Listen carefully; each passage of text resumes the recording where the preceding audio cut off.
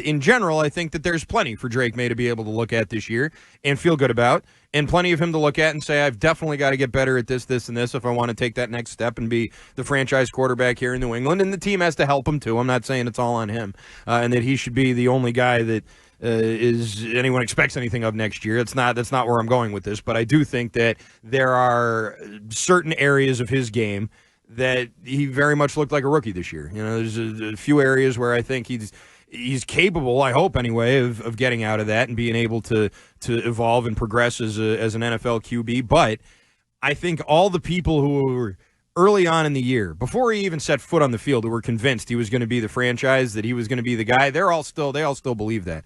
I think that the people who were a little more wary about him in his inexperience and his youth and just, where he was drafted and all that other stuff, I think these last couple of games anyway, this last one in particular, has given them a lot more fuel than maybe they've had at any point this year. Oh, there's certainly warts to his season. But I actually think it's perfect, whoever the damn coach is. I think it's perfect for that person because there's enough talent that you see what the end product could be, what the potential is, but there's also more than enough mistakes that he can't rest on his laurels. He can't feel like he's arrived. There's no rookie of the year. Right. This is my team now, and you'll do as or whatever. Like if he does anything other than approach it like he has to work harder than he's ever worked in his entire life after this season, because AVP said it today. They're doing things now, and they're going to do things coming off the film from this year that are going to challenge him in new ways. Right. Like he was talking about some pressure blitzes to get him out of the pocket, but also spies, some of the things they're seeing over the second half of the season. So if Drake Maye thinks he's good, if he starts to sniff his own you-know-whats and believe he's you can say farts, I think. I never know. Yeah. Never know what you can and can't say. Stiz is okay with that, right? Yeah, no, farts, I'll let that fly all day. Yeah. Oh, okay. We know you will. Farts. Yeah, Dan told us. Yeah. That's the first thing he learned week one. Poor Dan. Those slices of pizza go right through you from what I hear. But no, it's perfect. You know those certain games, a team like the Celtics, where early in the season, let's just say, you win by 15, but you turn the ball over 20 times, and the coach is like, perfect. I can ride your asses in practice tomorrow, but we're 1-0 with a nice victory. I feel like that's what Drake Maye is doing.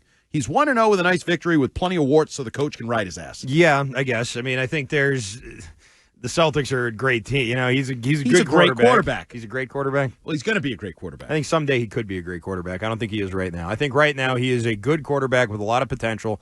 And in the draft class, I think he's third out of behind Daniels and Nix. So forget that. But I would put him first ahead of Daniels and Nix.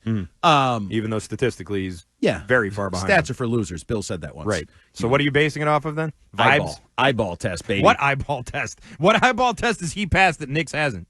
I don't like Knicks. I never have. Okay, that's not anything. Do you feel better now? And I know this is hard to always go back and assess your feeling or rate your feeling. Do you feel better long term now about the quarterback position, or did you feel better in 2021 at the end of Mac Jones' first season? I felt way better at the end of 2021. Really? Way better. Oh, way better. It was a better team. You were a playoff team. I said the quarterback position. Sure, but none of the other stuff I don't care about. I'm talking about the quarterback that both are franchise quarterbacks. I can't separate that. I can't separate those things. Oh, I can. I can't separate the way that maybe May looks. He got some. He's so much more talented. He's got more talent. Sure. He's so much better at the speaking, leadership, spokesman thing. He's better at those things. Sure. If I'm a 10 right now, because everybody knows I love Drake Maye, so let's just say I'm a 10. I was like a 6.5 on Mac back then. Like, I am so much more all in that you have a real franchise quarterback, not a fabricated mirage franchise quarterback like you had back then. Yeah, I thought, and here's the thing, is that I think May is going to get better. I thought Jones would get better too. I didn't think Jones was going to peak out in that rookie year, and then go completely down from there and just crash like the stock market after that. Like, that's not what I was expecting. I thought he was going to continue to get better. So after a rookie year like that, which was statistically much better than Drake Maye's rookie year. Oh, sure. I mean, there's no question about it. I saw that, and I thought, okay, I didn't love this guy coming out of school. I didn't even really love the season that he had in terms of, what they asked of him. And I remember how they kept punting and kicking field goals at the end of those games instead of giving him the ball, letting him drive down the field. I didn't love any of that. I thought that was all sort of crappy.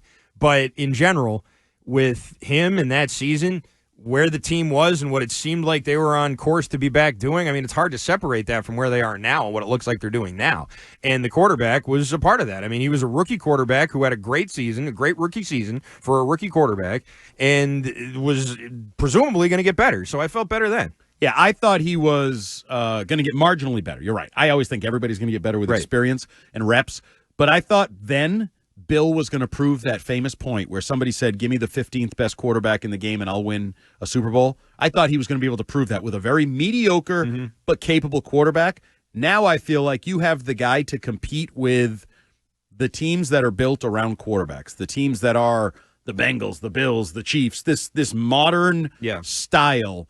I think you have one of those. Now, whether you will do it, I don't know. I mean, the Chargers have been living that life for 5 years now? Yeah. They've been living that life where they haven't really done it, and now maybe Harbaugh is the one that brings it all together. How about the Cardinals and your favorite quarterback ever, Kyler Murray? Yeah, but see, I hope he's better than Kyler Murray. I hope so, too.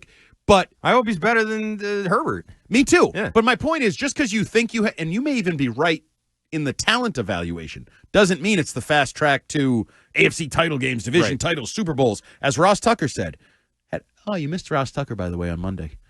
It was a very nice Ross Tucker interview. We did a Tucker Monday. Yeah, Tucker I don't know why. Monday. He just snuck his way in at 5:30, and we talked to him. I thought he was great in that Chargers game. He was tremendous. I thought he was awesome in that game. But he did. I'm listening to him going, this guy's awesome. He's everything he said I thought was funny and interesting. And did you see the tweet from Greg Aiello, the former spokesman of the NFL, saying, hey, Ross Tucker, you're pretty good at this. Maybe better than the guy on Fox they're paying all that money to or something. It was a shot at Tom Brady. Really? He's no longer with the league, so apparently the gloves are off. Apparently he doesn't like Brady. I mean, it's not hard to be better than Brady at that. But no, yeah, and it's I'd also say Tucker was considerably the better than him. expectations. Brady's supposed to be the best in the business, making $37 million. Ross Tucker's on the blended together NFL Network crew or whatever. What does he tell us? He does Game 6 every week for CBS.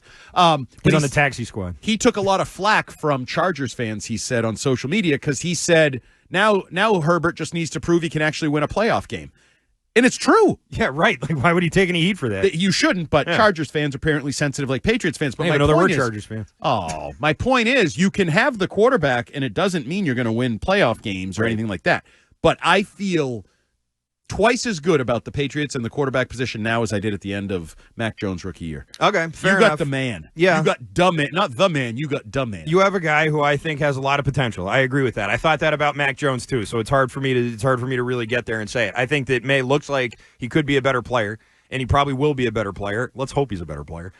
But the excitement from a rookie campaign like that for Mac Jones, that was real. I mean, I don't want to dismiss that and pretend like I didn't get swept up in that because I definitely when did. They beat all those backup quarterbacks in that crappy schedule in the middle of the year. Hey, you faced some backup quarterbacks this year with Drake Maye, all right? He faced some backups and didn't beat them. Yeah, so it's one thing. It's one thing to say all that, but you still got to go out and win the game. It's also kind of why you have the number one pick because you let those other crappy teams beat you. Absolutely. Well done, by the way, if you're tanking.